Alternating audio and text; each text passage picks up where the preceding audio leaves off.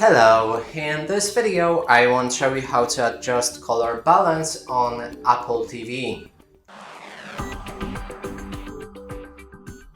To do this, first you will need to click on the gear icon in main menu, navigate to video and audio, then scroll almost all the way down until you find color balance.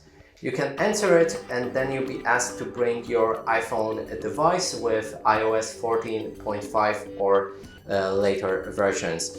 Then when you bring your phone close to your TV, you should get the notification on the iPhone and click on continue.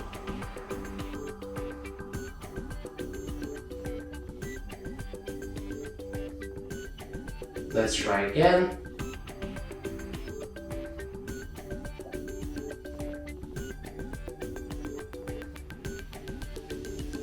Now we need to turn our phone so that the front camera is facing our TV screen and then bring it close to our TV.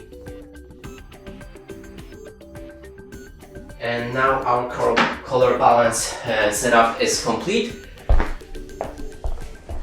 and we can view our results. So there's a use original, it looks like this, and then when you use balanced, it should apply after you click on it. And that's it for this video. Hope you like it. Please consider subscribing to our channel, leave a like and a comment below.